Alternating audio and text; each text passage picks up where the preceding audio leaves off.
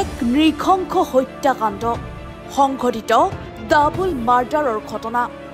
স্বামীয়ে হত্যা কৰিলে পত্নী আৰু এজন টেট শিক্ষকক পৰকীয়া প্ৰেমৰ বাবে হত্যাকাণ্ড সংঘটিত হোৱাৰ সন্দেহ এই ঘটনাটো কামপুৰ পাছনি জাৰৰ এই নৃশংস হত্যাকাণ্ডৰ ঘটনাটোৱে সমগ্ৰ অঞ্চল কপাই তুলিছে ভাড়াঘৰৰ ভিতৰতে ৰদেৰে মৰিয়াই হত্যা কৰিছে পত্নী আৰু এজন টেট শিক্ষকক নিহত পত্নী গীতাৰাণী দাস আৰু টেট শিক্ষক ভাস্কৰ নাথ বুলি জানিব পৰা গৈছে হত্যাকাৰী স্বামীজন হৈছে জয়কান্ত দাস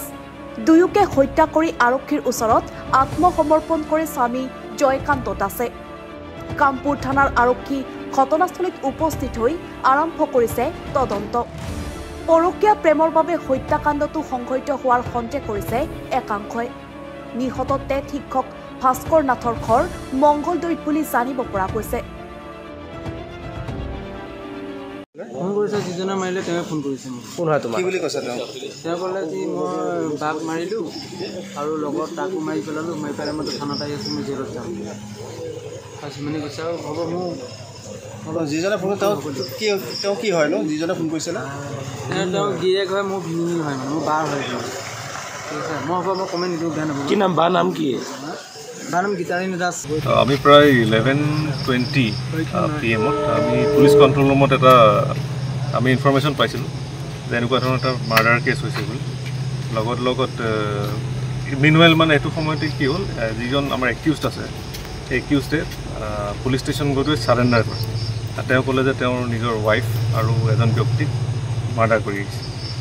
গতিকে তাৰপিছতে আমাৰ পুলিচ টীম ইয়াত উপস্থিত হয় আমিও আহি ইয়াত পাওঁ লগতে আমাৰ ক্ৰাইম চিন অফিচাৰো আহি পায় তো ইয়াত আমি দুটা বডি পৰি থকা পাওঁ যিটো ৰেণ্টেড হাউচ আছে এতিয়া মানে ব্লাডত পূৰা চফ্ট হৈ পৰি আছে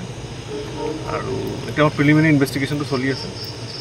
যিজন ব্যক্তি মৃত হৈছে তেখেতৰ নাম ভাস্কৰ নাথ বুলি আমি জানিব পাৰিছোঁ তেখেতৰ ঘৰ মঙলদৈত আৰু যিগৰাকী ব্যক্তি মানে যিগৰাকী মহিলা ইয়াত মৃত অৱস্থাত পাইছোঁ তেখেত যিজন একিউজড ছাৰেণ্ডাৰ কৰিছিলে জয়কান্ত দাস তেখেতৰ ৱাইফ তেখেতৰ নাম গীতাৰাণী দাস এইখিনি আমি প্ৰিলিমিনাৰী ইনভেষ্টিগেশ্যনত গম পাইছোঁ ইনভেষ্টিগেশ্যন চলি আছে কিহৰ কাৰণে মাৰিছে কিবা গম পাইছে মটিভটো আমি এতিয়ালৈকে গম পোৱা নাই গতিকে এইটো আমাৰ ফাৰ্ডাৰ ইনভেষ্টিগেশ্যনত গম পোৱা যায় মানে জয়কান্ত দাসে ধৰিছে সেইটো আমাৰ তেখেতে যিটো আমাৰ আগত কৈছে সেইটোৰ ওপৰত ভিত্তি কৰি গম পোৱা গৈছে কচুৱাৰ পৰা খাইৰুল ইছলামৰ ৰিপৰ্ট এনিফাৰ 24